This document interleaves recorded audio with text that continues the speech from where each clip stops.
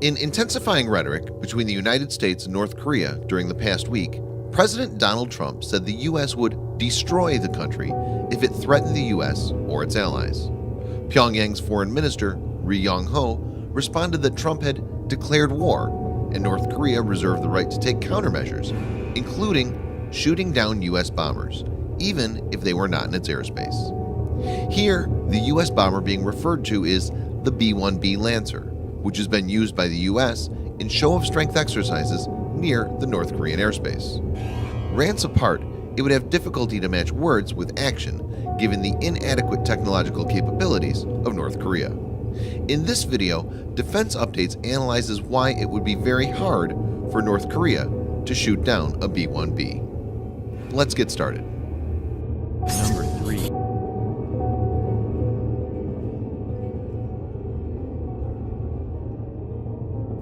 The B1B Lancer is a supersonic variable sweep wing heavy bomber used by the United States Air Force. It's commonly called the Bone. It's one of 3 strategic bombers in the USAF fleet as of 2017, the other 2 being the B-2 Spirit stealth bomber and the B-52 Stratofortress. The US has 100 of these. The B-1A was originally designed during the 1970s as a high-altitude Mach 2.0 capable nuclear bomber. However, President Jimmy Carter canceled the program on June 30, 1977, in favor of air-launched cruise missiles carried on board the B-52, intercontinental ballistic missiles, and what eventually became the Northrop Grumman B-2 Spirit stealth bomber. This was done after it became apparent that penetrating Soviet airspace at high altitudes in a conventional, non-stealthy aircraft was likely a suicide endeavor.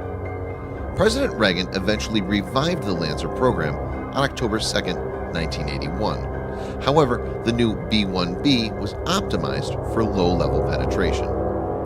Additionally, the aircraft was modified with new engine air intakes and other upgrades to reduce its radar cross-section.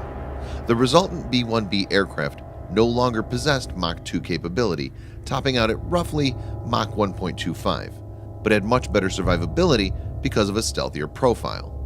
Stealth makes the B-1B hard to detect, and the newest input seems to suggest that North Korea has no way to target it. The B-1B's latest nighttime mission took it farther north of the demilitarized zone that separates North and South Korea than any other American bomber or fighter this century. South Korean intelligence officials told lawmakers in Seoul that Pyongyang didn't appear to take any action after the U.S. flight. While they said it was possible the lack of immediate response was intentional, South Korea's National Intelligence Service, NIS, believes Kim Jong-un's military may not have detected the flight at all. Lee Wan-young, an opposition lawmaker briefed by NIS, said, "It looks like North Korea did not anticipate the U.S. Air Force operation as it happened close to midnight and their radar failed to spot the Lancers." Some analysts attributed the failure to Pyongyang's lack of resources to operate the radar around the clock, while others suggested that the North could have activated the system, but its air defense officials might not have been up to reacting to the surprise maneuver. Either of the 2 cases signifies the inherent limitations of North Korean air defenses. Number 2.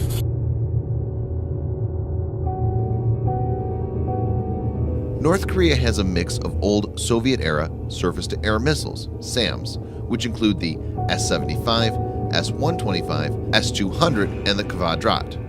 All these systems are outdated and represent technology that's 2 to 3 generations old.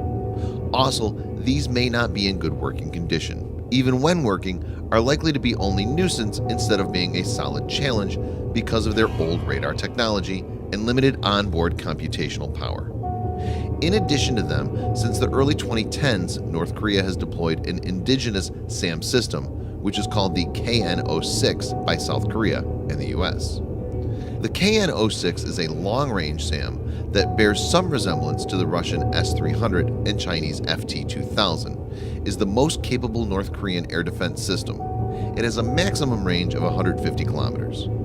But even this system is equipped with a flap-lid type phased array radar, which will find it difficult to lock on a B-1B that can fly at an altitude of 60,000 feet, that's 18,000 meters. It must be noted here that detection of an aircraft is not enough. Having a proper radar lock is mandatory to direct a surface-to-air missile to its target. Radar lock allows the air defense system to follow a selected target continuously and transmit that data to the launched missile, enabling a successful hit. Number 1.